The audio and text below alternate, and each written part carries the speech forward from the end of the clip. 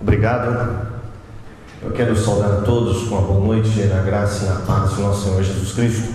Quero agradecer a participação sua nessa noite, neste primeiro seminário, que praticamente eu não conheço um outro trabalho realizado dentro deste foco em unir política e fé cristã. Esse talvez seja o primeiro, e o GEADES aí está fazendo então história em São José do Rio Preto.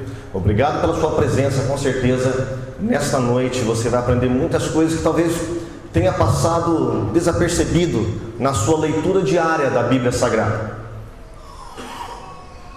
Esse seminário, ele nasce de um desejo. Qual é esse desejo?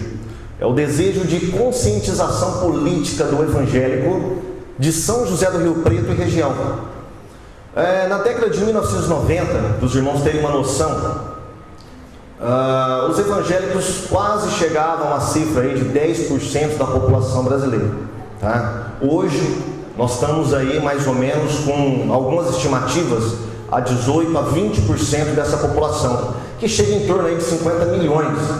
E há uma projeção para 2020 do contingente evangélico no Brasil chegar à metade da população brasileira. O Brasil, então, ele tem se destacado em crescimento evangélico. Ele só está atrás dos Estados Unidos. E qual a implicação desse crescimento para a igreja? Qual a implicação desse crescimento para a nação brasileira? Nós tivemos políticos evangélicos desde a época da República Velha, passando ali pela era da gestão de Vargas. Tivemos pastores ali, principalmente da área da igreja, do movimento histórico, protestantes históricos, que dominava essa época. Chegou na Constituinte de 86, as diretas já, e depois a Constituinte de 86, os evangélicos entraram com força total. E ficou emblemático uma obra criada nessa época para alertar a igreja, principalmente dentro da Assembleia de Deus, que é esse livro que eu tenho em mãos aqui, olha. Irmão vota em irmão, os evangélicos, a Constituinte e a Bíblia. Isso é pouco conhecido dos evangélicos, principalmente dos pentecostais assembleianos, e foi publicado por um pentecostal, justamente para, naquele contexto de retomada da democracia, retomada das diretas já, uma nova fase para a nação brasileira, foi feito esse livro, foi publicado esse livro para conscientizar a esfera política dentro da igreja. Então nós temos esse livro aqui, que na verdade é um clássico, dentro dessa luta que a igreja vem travando aí para conscientizar o cristão. Eu costumo falar que hoje nós temos vários deputados, temos senadores, temos prefeitos. Tivemos um prefeito evangélico de São José do Rio Preto, tivemos um governador no estado do Rio de Janeiro que era evangélico, que é evangélico. Então o Brasil está lotado. Lá no Congresso Nacional nós temos uma bancada imensa de evangélicos. Só que eu costumo falar o seguinte: maioria evangélica no Congresso não significa uma igreja politizada. É diferente. Você pode ter vários deputados, vários senadores evangélicos representando no Congresso, sem ter uma igreja politizada. E há uma necessidade de politizar a igreja, justamente por causa dessa força de voto que a igreja ela vem conquistando a cada ano através do seu crescimento vertiginoso. Então, nasce dessa necessidade esse seminário, de politizar a igreja, de conscientizar o cristão da sua dupla cidadania. A cidadania cristã, a cidadania do céu, do qual a Bíblia nos fala constantemente, mas também da cidadania da terra. Há quem diga que os cristãos evangélicos eles colocam a cabeça muito no céu e esquecem que os seus pés e suas pernas estão aqui na terra. Então a gente tem que saber trabalhar nessas duas esferas. A esfera espiritual, só que também a esfera material, física, social, política e cultural, na qual nós estamos inseridos dentro da nossa sociedade. Aqui um pouquinho das minhas credenciais. Eu sou cientista social, formado na faculdade Faceres, sou especialista em sociologia política e atualmente estou como coordenador, servindo como coordenador no curso de teologia do Seminário Teológico CSP. Alguns alunos nossos estão presentes aí, prestigiando o evento também. Os objetivos do seminário, tá? Não é dessa palestra, do seminário. Conscientizar a igreja sobre a importância da relação entre fé e ação. Demonstrar biblicamente a relação entre fé e política na vida cristã. Despertar no cristão seu senso de responsabilidade político-social como filho de Deus. E alertar o cristão sobre o perigo da alienação política e as suas consequências para a vida cristã e para a nação brasileira. Ensinar noções básicas sobre a estrutura política brasileira. Tá? Esse é o objetivo do seminário. O objetivo da palestra de hoje, meus irmãos: justificar a importância do tema para o cristão como portador de dupla cidadania. Por que falar sobre política na igreja? Nós vamos justificar, então, a menção e o ensino deste tema nessa palestra. No segundo momento, nós queremos alertar sobre o comportamento apolítico evangélico atual. O prefixo A é um prefixo de negação, portanto, é um prefixo que fala que o cristão ele não se envolve com política. Tá? Nós vamos alertar sobre esse comportamento, sobre essa mentalidade política que prevalece dentro da igreja evangélica brasileira. Demonstrar por meio da Bíblia a prática política como algo intrínseco ao ser humano. Ser político não é você entrar no parlamento, ou mesmo no executivo, nada disso. Ser político faz parte da vida de cada um, está dentro da constituição humana, faz parte da antropologia humana.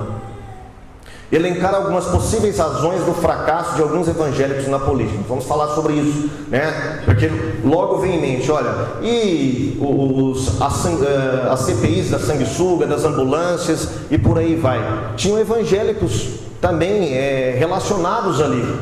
Por que os evangélicos fracassam muitas vezes na política? Nós vamos dar então aqui algumas possíveis razões do porquê isso acontece. Eu quero começar essa palestra de hoje partindo de uma problematização, tá? Uma pergunta-problema. A fé cristã, ela tem algo a ver com a realidade social, econômica e política na qual nós estamos vivendo? Ou simplesmente a fé cristã não tem nada a ver com isso? Fé cristã é uma coisa que está à parte de política, de comportamento social ou econômico. É algo que está à parte. Ou a fé cristã tem tudo a ver com isso? É uma pergunta que nós vamos lançar para poder depois prosseguir nesse seminário trazendo respostas a essa pergunta. E eu tenho aqui uma hipótese inicial para isso. Tá? Quero trabalhar com essa hipótese. Olha, um evangelho, meus irmãos, que não penetra em todas as dimensões da vida humana, em cada parte da vida humana, não é um evangelho digno de ser vivido. Vou repetir: um evangelho que não penetra em todas as dimensões da vida humana não é um evangelho digno de ser vivido. O Pacto de Lausanne, um pacto famoso, um encontro famoso que teve das igrejas evangélicas na cidade de Lausanne, ele colocou o seguinte paradigma: o evangelho todo para o homem todo. O evangelho todo para o homem todo. Então eu quero partir desse princípio, que o evangelho, ele não é apenas para a espiritualidade do ser humano. O evangelho, ele penetra em cada parte da dimensão aonde o homem está inserido, seja ela social, seja ela política, seja ela cultural e seja ela claramente religiosa. O evangelho, ele dá conta de penetrar e nos instruir em todas essas áreas. Um evangelho que não faz isso, pode ser qualquer coisa, pode ser uma filosofia humana, pode ser um ensinamento humanista, mas não é o evangelho que está na Bíblia. E nós vamos falar o porquê disso aqui nesta noite. Partindo dessa hipótese, então, eu gostaria de falar, por que falar em política na igreja? Talvez, quando você ouviu pela primeira vez o dirigente da igreja, ou mesmo o Paulo falando aqui, sobre falar sobre política, olha, vai haver um seminário sobre política e fé cristã, na igreja Assembleia de Deus. Talvez a sua reação seja como essa criança aí, né? que eu vou ouvir, né? O que eu vou aprender sobre fé e política? Eu aprendi sempre que política é coisa do diabo, política é coisa que não pertence à igreja evangélica, né? Talvez você esteja nessa situação também, né? Fazendo assim essas caras e bocas. Mas eu quero falar para você dois motivos porque nós vamos tratar sobre política na igreja. O primeiro motivo é em relação ao evento que nós teremos aí, né? Em outubro. Esse ano nós teremos eleições para prefeito, para vereadores, dentro da esfera do legislativo. Então, se a igreja não sabe votar, ela não sabe escolher os seus candidatos. Não sabendo escolher os seus candidatos, ela vai ser mal representada no parlamento. E aí isso tem implicações para dentro, não só da sociedade, mas para dentro da igreja também, para a vida da igreja. Esse é o primeiro motivo. O segundo motivo é porque tudo que diz respeito à nossa vida social, cultural, religiosa, são questões em última instância de competência política. Desde o momento que você vai numa livraria e compra uma Bíblia, isso tem implicação política. No momento que você leva o seu filho para passear, que você escolhe a roupa que você quer vestir, tem implicação política e econômica. Isso depende de instâncias políticas. O país em que você vive, que dá aos cidadãos liberdade religiosa e liberdade de consciência para você falar o que você quiser, isso tem implicação política. As leis que são colocadas, muitas vezes, que são promulgadas através dos nossos representantes, né, e que faz a nossa vida ser uma vida social, né, desde o momento que você vai até uma loja, compra um eletrodoméstico, ou mesmo o salário que você recebe, né, a liberdade que você tem que andar, que você tem de andar, a liberdade que você tem de evangelizar, de proclamar o evangelho em praça pública, tudo isso tem implicações políticas. Toda a sua vida, seja ela cultural, seja ela religiosa, tem implicações políticas. Então, por isso que nós temos que falar sobre política na igreja. O crente ele não pode ser um cidadão alienado. Ele tem que participar da sua vida política. E eu gostaria que você refletisse nessa pergunta: como você quer sua cidade daqui a 10 ou 30 anos? Para os seus filhos ou mesmo para os seus netos? Como que você quer a sua cidade? Você quer ela com liberdade? Você quer ela melhor? Você quer ela mais politizada? Você quer ela com mais justiça social? Você quer ela com menos transtornos? Como que você quer a sua cidade? Dependendo da sua resposta, a sua resposta claramente depende de questões políticas em última instância. Então é por isso que nós estamos aqui a falar sobre política na igreja.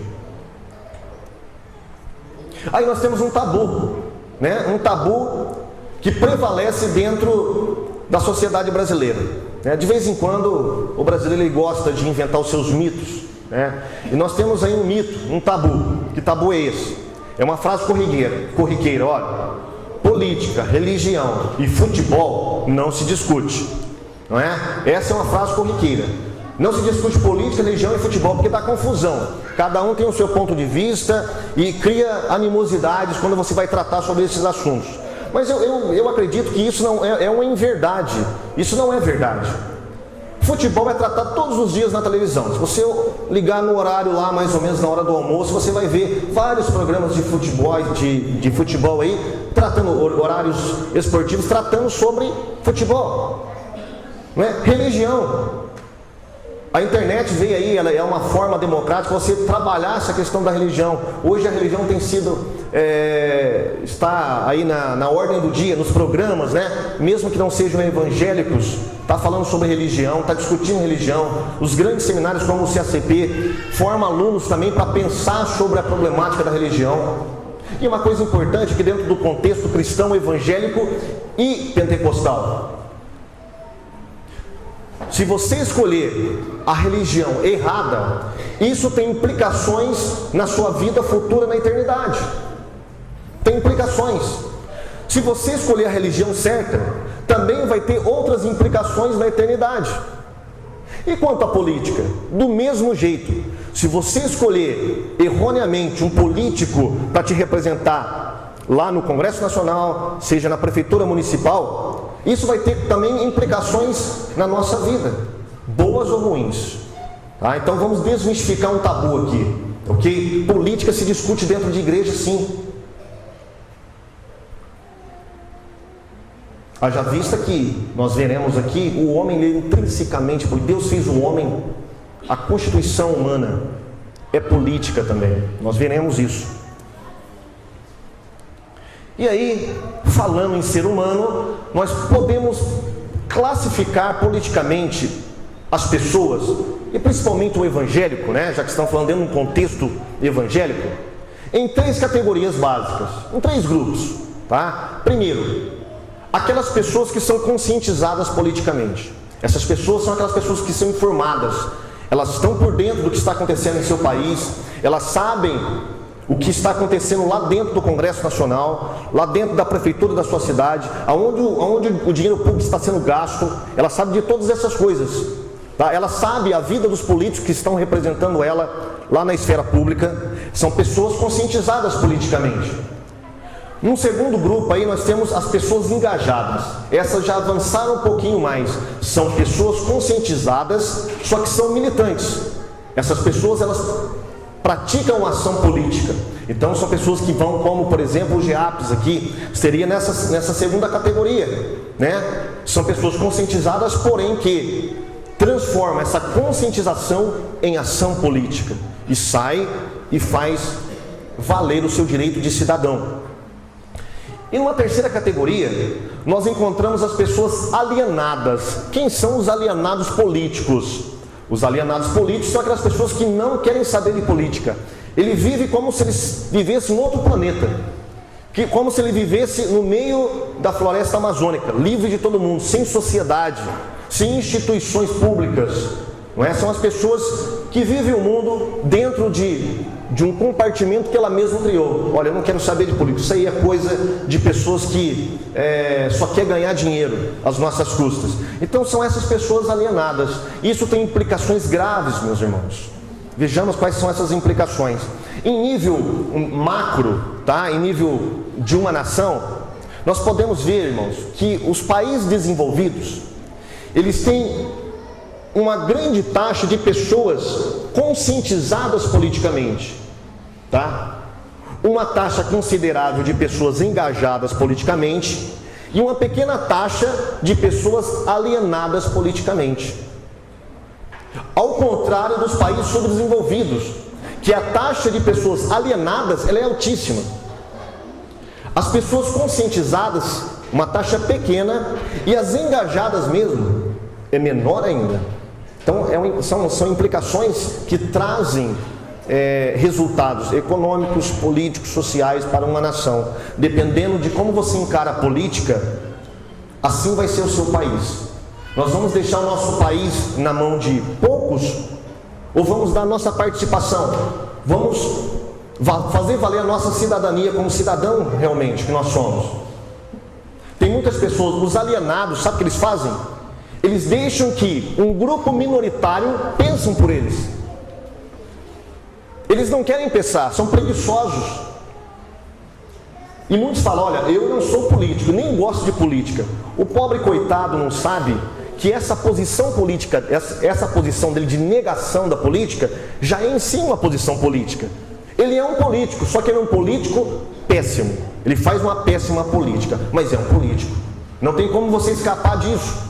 Tá? Não tem como você escapar. É a mesma coisa do dilema do relativismo, né? Aquelas pessoas que negam verdades absolutas. Hoje nós temos na nossa sociedade aí uma mentalidade de relativismo na pós-modernidade. O que é isso? São verdades particulares de cada um. Então não existe uma verdade absoluta. Quando você vai falar que existe uma verdade absoluta dada por Deus ou uma moral absoluta, a mentalidade pós-moderna ela vai negar. Olha, isso não existe. O que é verdade para você é verdade para mim. Talvez para mim não seja verdade. E vice-versa. Agora, se não existe verdades absolutas, como que essa pessoa pode emitir algum conceito sobre verdade? Se não existe verdade absoluta, então o conceito dessa pessoa também não é uma verdade. Ela é relativa como todos os outros, eu não preciso acreditar nele. Então, a mentalidade relativista, ela morre na raiz do problema. Tá? É a mesma coisa quanto à questão política. Tá? Não tem como você fugir, falar que não gosta de olha, eu não gosto de política, não me envolvo com política. O seu não envolvimento com política já é uma ação política negativa da sua parte. E isso tem implicações. E implicações sérias para a nossa vida, inclusive para a vida da igreja como um coletivo, como um grupo social dentro da nossa sociedade. E aí, partindo da visão dos alienados políticos, tá? Nós temos 3 concepções erradas que essas pessoas emitem sobre política. Primeiro, nós temos aquelas pessoas que são antipolíticas, é o antipoliticismo, né? Olha, eu sou contra a política. O que eu puder fazer para tirar as pessoas, para não se envolver com política, eu vou fazer. Política é coisa de ladrões. E temos depois o apoliticismo. O apoliticismo é aquelas pessoas que, como aquela música do Zeca Pagodinho, né? Deixa a vida me levar, a vida leva eu. E vai levando a vida assim. Vai levando como se ela não existisse dentro de uma sociedade com instituições públicas e do qual ela faz parte ali. E do qual ela é chamada de cidadã. Esse é o apolítico, né? Passa a vida inteira ignorante das coisas que acontecem dentro da sua sociedade. E depois nós temos, eu criei aqui um neologismo, né? Inventei essa palavra, na verdade, porque eu não encontrei uma palavra para falar sobre politicagem. Então eu criei aí o politiqueirismo, ou poderia ser politiquismo, sei lá como que a gente poderia chamar isso. É aquelas pessoas, os cristãos, que veem a política apenas como um meio de trapaça, de fraude, né? De corrupção. Então ele vê o político e já olha atrás dessa pessoa chamada político, um corrupto. Então ele vê a política como politiqueirismo. Então são essas 3 concepções erradas que nós temos dentro daquele grupo de pessoas alienadas, que não se importa com política, né?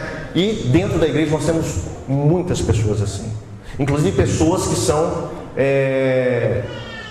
contra, você não pode nem falar sobre política com ela, que ela se transforma. Para ela, política e religião não tem uma articulação possível entre política e religião. Então, para essas pessoas, olha, política não existe, tá? Ou se existe, não é coisa de evangélico ou de cristão, ok? Mas nós vamos ver aí que não é bem assim. Nós vamos ver que não é bem assim.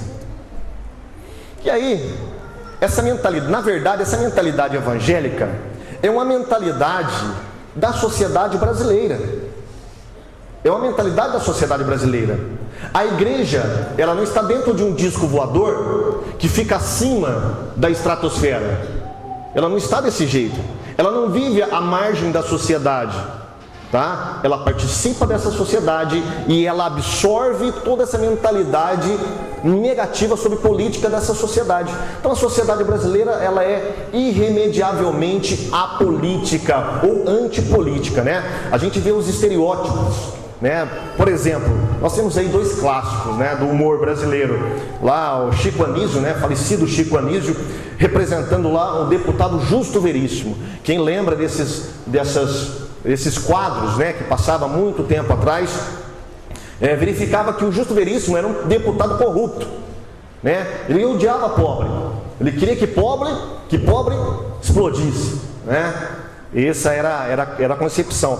Veja bem, quando o Chico Anísio ele fez esse personagem, ele estava representando a mentalidade brasileira sobre a política. Mais recentemente, nós temos aí o João Plenário, né? João Plenário vive com o bolso cheio de dinheiro e não está nem aí para o pobre, né? Para o povo mesmo. O negócio dele é fazer o pé de meia dele lá no Congresso Nacional, representando a mentalidade brasileira sobre política. É por isso que o nosso país é um país onde poucos dominam e muitos obedecem. Nós devemos modificar essas questões, e principalmente a igreja, ela não pode estar alienada politicamente. A igreja, ela foi chamada para uma missão profética também nessa área política. Ela foi chamada para ser um profeta, para denunciar a corrupção na esfera estatal, já que nós estamos inseridos dentro dessa sociedade. Então nós temos aí os estereótipos, né, criados. Aí nós estamos vendo também, certa pessoa mandou fazer lá e colocou um adesivo no carro dela: o político brasileiro é o maior religioso do mundo, em cada obra ele leva 1/3, né? a mentalidade que o brasileiro faz, são significados, isso são signos. Signos são cheios de significados. Esses significados representam a mentalidade prevalecente dentro da cultura da sociedade brasileira. Então, não me admira da igreja ser apolítica, porque a sociedade brasileira é apolítica. Então, a igreja ela absorve muitas coisas que vêm da sociedade. Só que, lá no capítulo 12 do livro aos Romanos, tá? E Paulo era um cristão politizado, já quero deixar bem claro isso. Paulo era um cristão que se envolvia com política também, nós vamos ver isso. Paulo deixa bem claro no capítulo 12: não vos conformeis com este mundo, mas transformai-vos pela renovação do vosso entendimento, para que vocês saibais qual seja a boa, perfeita e agradável vontade de Deus. E onde está essa vontade de Deus? Está na sua palavra, na Bíblia Sagrada. O que Paulo está falando? É justamente o que nós estamos dizendo aqui. Não absorva a mentalidade mundana, a mentalidade da sociedade aí fora. Paute-se pelo que a palavra de Deus diz. E a palavra de Deus ela tem muito a dizer sobre política, como nós veremos. Muito, muito, muito. De Gênesis a Apocalipse, a Bíblia fala sobre política. Não tem como fugir disso. E aí uma dica para você: nunca confunda política com politicagem, tá? Política com P maiúsculo com politicagem, ou política com P minúsculo, tá? Politicagem é a degeneração, é a corrupção da política. Política é coisas que nós fazemos todos os dias. Política é coisa que você faz dentro do seu lar, é coisa que você faz dentro da igreja, é coisa que você faz no seu serviço, na área de lazer, nos seus momentos de diversão, você faz política. A politicagem, ela é uma degeneração, é uma corrupção da verdadeira política, tá? Então política, ela tem sentidos amplos, tá? Um sentido bem mais lato. Política é toda a relação que eu estabeleço com o meu próximo, uma relação de poder. Isso é política. A politicagem, ela é a corrupção disso aí, quando a pessoa quer levar vantagem em tudo isso. Tá? E nós temos um sentido mais restrito para a política. E esse sentido, infelizmente, é o que as pessoas conhecem por política, né? Elas desconhecem o sentido mais amplo. Elas só conhecem o sentido mais restrito, que é a política partidária, a política eleitoral, o que a gente conhece como profissionais da política, deputados, vereadores, prefeitos. Para as pessoas, na maioria das pessoas, política é isso. Política tem a ver com prefeitura, política tem a ver com vereadores, política tem a ver com Câmara Municipal, com eleições. Para muitas pessoas, época de eleição é a única época que se faz política. E na verdade não é assim. Todos nós fazemos políticas diariamente, só que vocês fazem sem saber. Portanto, nós temos um sentido amplo de política, que nós não podemos fugir dele, e um sentido mais restrito dela, que é a política partidária. A política partidária é uma das dimensões da política do sentido mais amplo.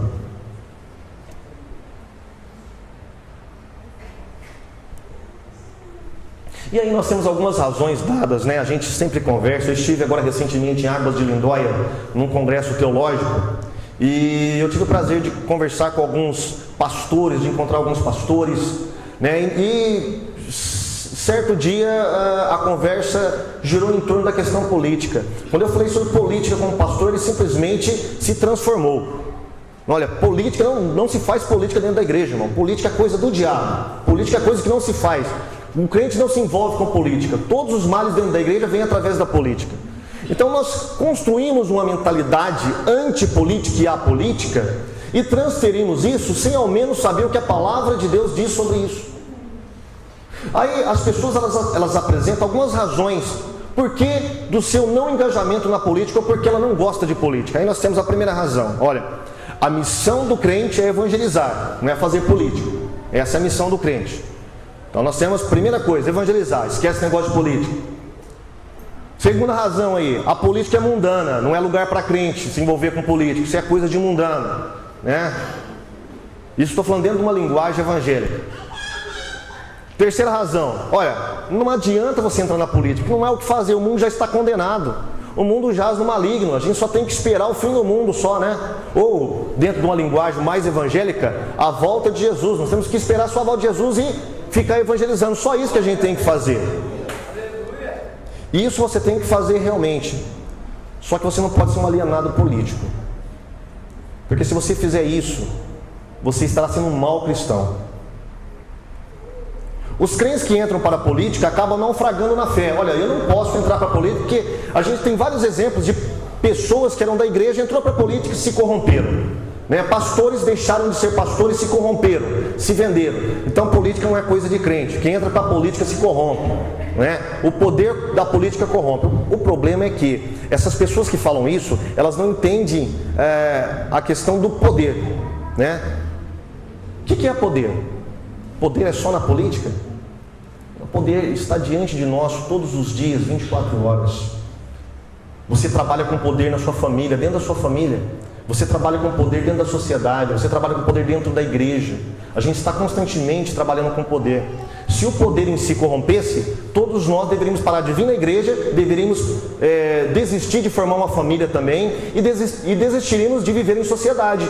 Porque a vivência em sociedade, ela demanda poder. E se o poder corrompe em si, então vamos deixar de existir. Vamos lá para a lua e fazer uma barraca só para nós lá. O problema não é o poder dentro da política. O problema é a pessoa lidar com esse poder.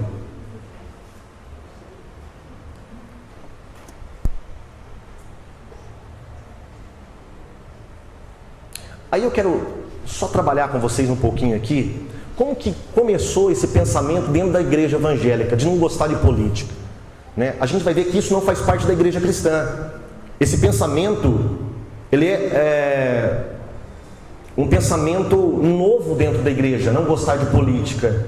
A igreja cristã nunca fez isso, ela sempre foi política, a igreja cristã, no sentido positivo da palavra, né? Sempre, os principais heróis da fé, os avivalistas, eles sempre trabalharam nessa área. Porque eles entendiam que o evangelho não é para ser vivido dentro de quatro paredes, para o meu orgulho espiritual. O evangelho, ele toma o homem inteiro em todas as suas dimensões. Ele tem implicações em todas as dimensões no qual o homem está inserido. Então nós vamos falar aqui um pouquinho sobre a construção desse pensamento apolítico dentro do segmento evangélico atual e principalmente pentecostal. Tá? Como que construiu esse pensamento? Como que essas pessoas começaram a detestar a política? Primeiro, para a gente falar sobre isso, a gente tem que voltar na gênese de tudo. Né?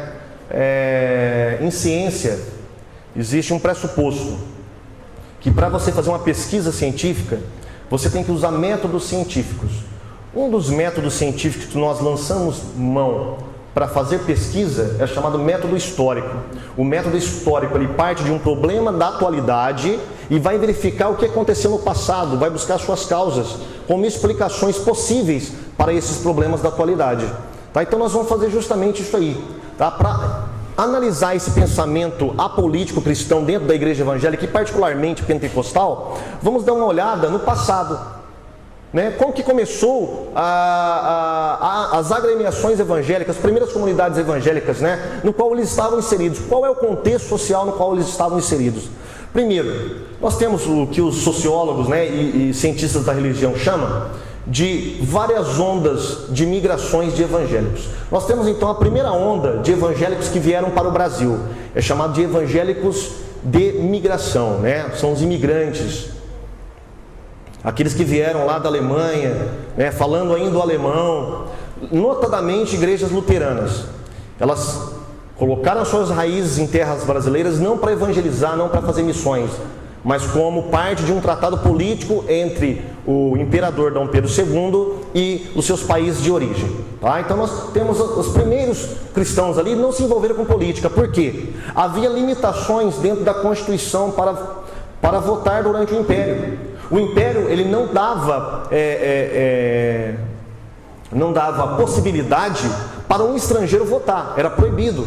Por quê? Dom Pedro II tinha acabado de fazer independência e tinha ainda os murmúrios, né, de grupos que queriam se levantar para derrubar aquele movimento da independência. Então tudo que era estrangeiro era visto com maus olhos, era suspeito. Então esses primeiros evangélicos, esses primeiros pastores que vieram para o Brasil, sendo estrangeiros, não tinham direito a voto, não tinham direito à participação política na vida política do Brasil. Então para que ensinar política para a igreja se eles mesmos não tinham participação nisso? Então não havia o porquê. Outra coisa, havia também a discriminação social da população evangélica e da Igreja Católica durante a República, tá? Discriminação social da população brasileira e da Igreja Católica durante a República para com os evangélicos. A religião dominante, ela estava na mão da Igreja Católica. Então a Igreja Católica fazia tudo. A Igreja Católica fazia as vezes do poder civil também.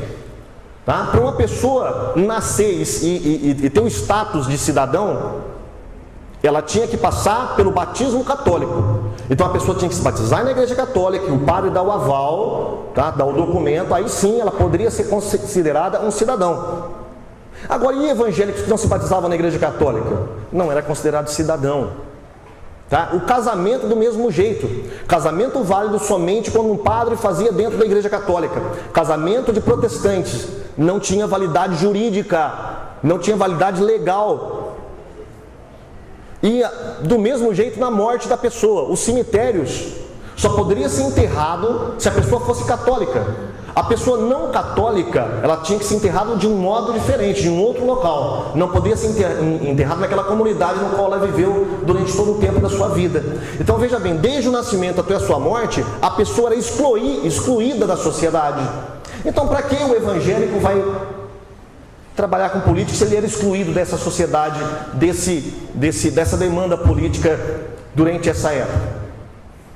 Aí nós temos também a origem estrangeira dos primeiros missionários, né, que remete lá ao primeiro item, né, sobre somente aqueles que não eram estrangeiros que poderiam votar. Outras razões.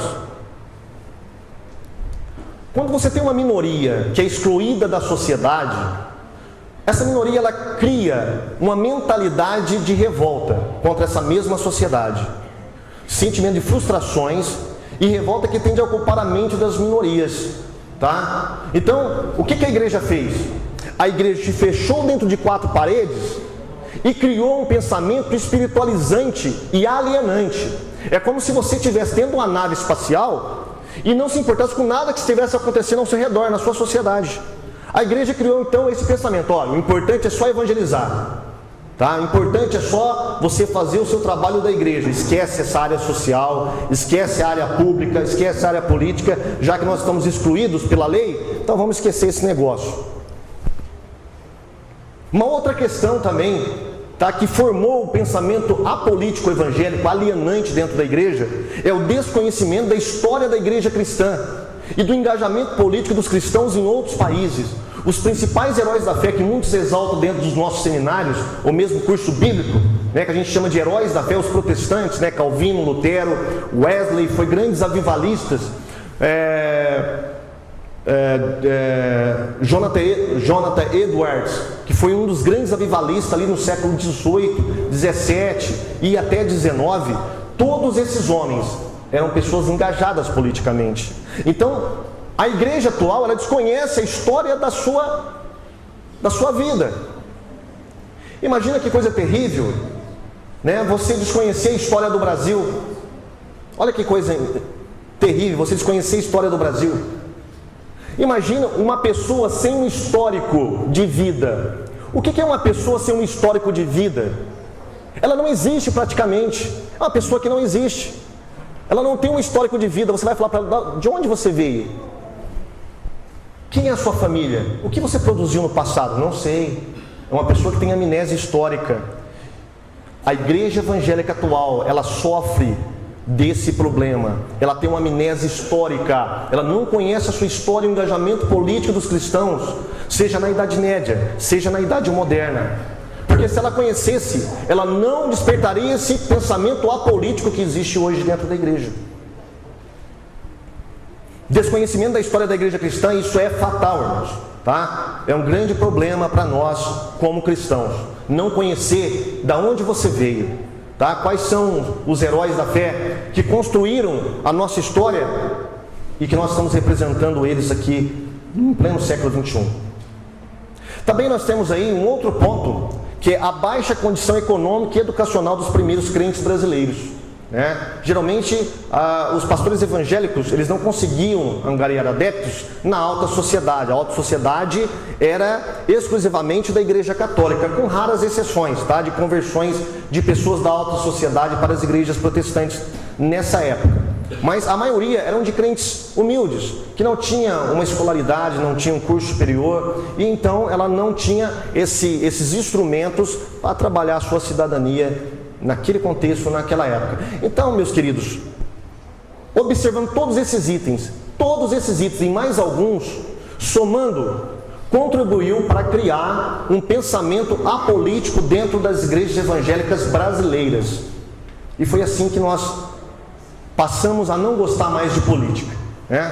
Foi dessa maneira, infelizmente, através de erros lá do passado. Mas o GEAPS, o CACP e outros órgãos no Brasil voltados para essa área estão agora tentando corrigir isso, tentando conscientizar a igreja do seu engajamento político na sociedade e da sua importância como ator social dentro dessa sociedade na qual nós existimos.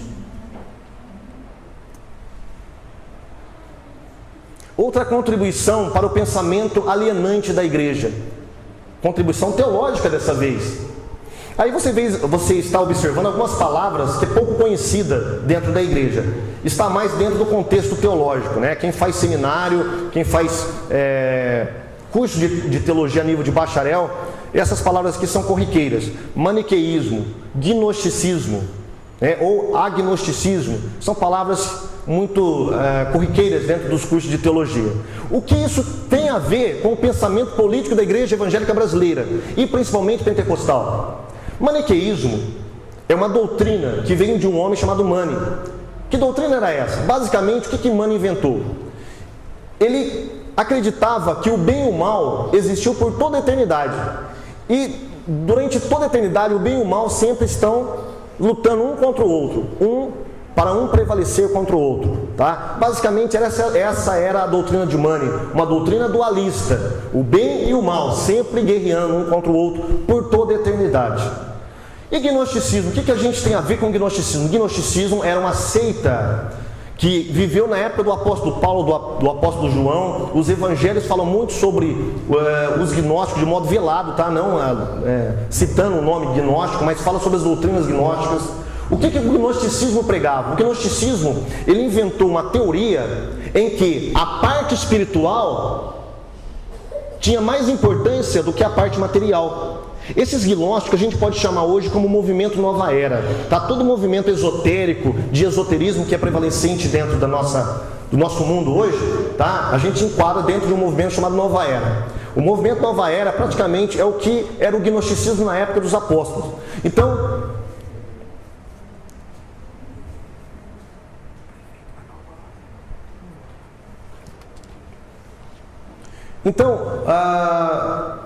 os gnósticos apresentavam a seguinte doutrina: olha, esse mundo material no qual nós existimos, esse mundo material, ele é mau, porque ele foi criado por um Deus mau. O mundo espiritual é bom, porque foi criado por um Deus bom. Os gnósticos inventaram vários deuses, chamados de Éinos, tá? De vários nomes, partindo da língua grega, que eles colocavam como esses deuses que haviam criado a parte material e a parte espiritual. Esse mundo no qual nós vivemos era um mundo criado pelo Deus mau. Portanto, tudo que dizia a parte material era mau, era ruim.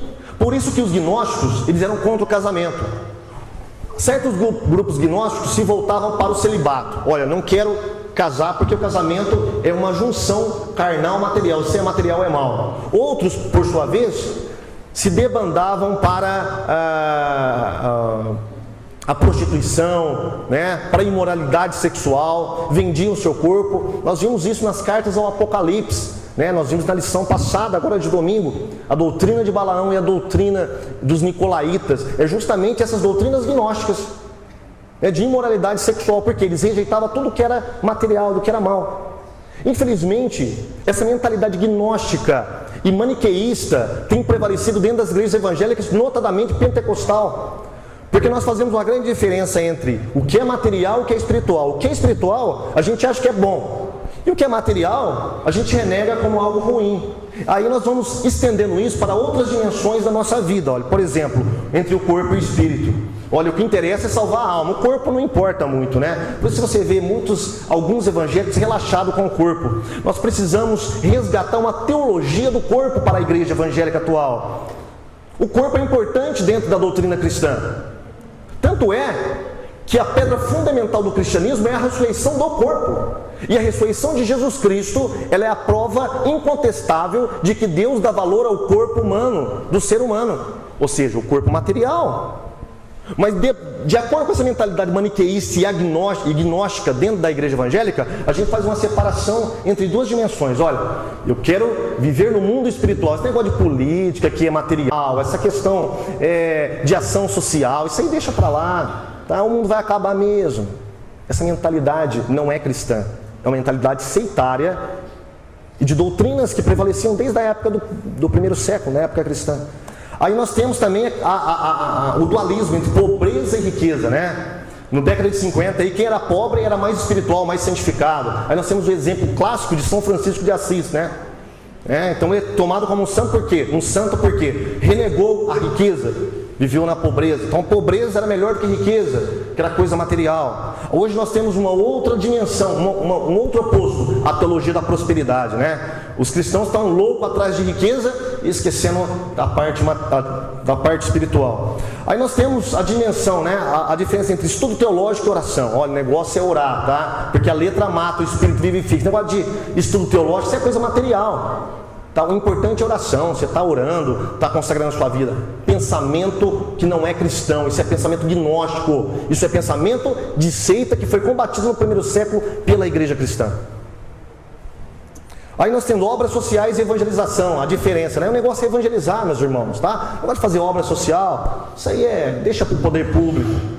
Desconhecimento da história da igreja, desconhecimento da própria carta magna do cristão, que é a Bíblia Sagrada. E aí a diferença que nós fazemos também entre governo e igreja. E realmente, os protestantes, a reforma protestante, ela colocou um basta ali. A Idade Média veio misturando, através da teologia de São Tomás de Aquino, misturando política e religião. No século V, Santo Agostinho criou uma teoria das duas espadas. O poder estatal e o poder da igreja. A espada espiritual e a espada material.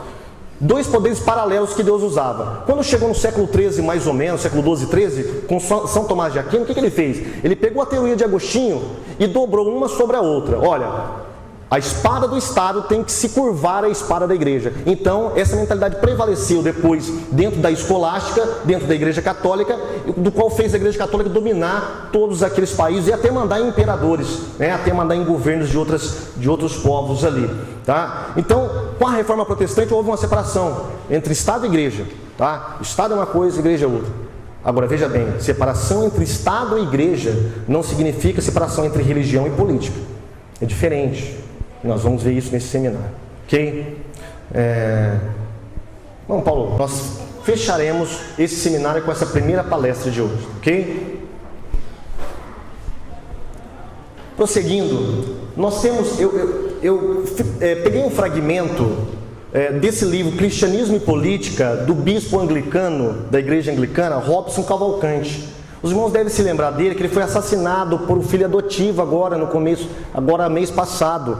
O filho matou ele e a mulher, né? Ele e a esposa dele. Passou na televisão, em várias redes de emissoras.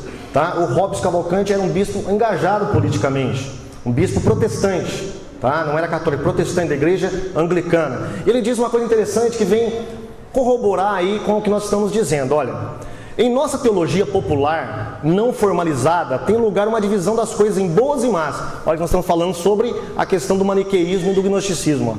Certas áreas de atividade humana seriam consideradas más, território privado do inimigo, aonde não devemos ir, sob pena de inevitável derrota. Algumas dessas áreas, as artes, os esportes, os meios de comunicação, a política, são justamente as mais importantes em termos de influência para a sociedade como um todo. E aí que a igreja está falhando. Porque ela simplesmente fica à margem dessas principais áreas de influência social. E ele está falando justamente disso. Por quê? Por causa desse pensamento que não é cristão, é um pensamento dualista, maniqueísta e gnóstico, que está prevalecendo dentro da igreja evangélica atual. Outra coisa que influencia também no nosso engajamento espiritual, aliás, nosso engajamento social, é como nós vemos a nossa teologia escatológica. Escatologia é uma palavra grega que tem duas partes. Scatos, que significa último, e logia, que é estudo, ou seja, estudo das últimas coisas. Tá? Dentro da teologia, escatologia estuda, entre outras coisas, a morte humana e também o fim do mundo. Quando a gente fala em fim do mundo dentro do contexto evangélico, nós estamos falando de parousia. Parousia é uma outra palavra grega que fala sobre a volta iminente de Jesus, como ele prometeu nos evangelhos. Então, de acordo com a pessoa vê a volta ou entende a volta de Jesus, de acordo com a sua teologia professada sobre a volta de Jesus, também vai depender do seu engajamento social e político. Nós temos basicamente, meus queridos, 3 teorias escatológicas, tá? Dentro do protestantismo evangélico: o chamado amilenismo, o pós-milenismo e o pré-milenismo. Milenismo tem a ver com o milênio de 1000 anos, do qual está falando Apocalipse, e algumas partes das cartas de Paulo também falam um pouquinho sobre isso. Raramente fala, mas fala sobre isso. O amilenismo, ele vê os 1000 anos do governo de Cristo na Terra como algo espiritual, tá? Então não vai haver 1000 anos literais, porque o reino de Deus é algo espiritual. Esse grupo evangélico que professa essa teologia, a tendência política deles é se acomodar com o status quo da sociedade.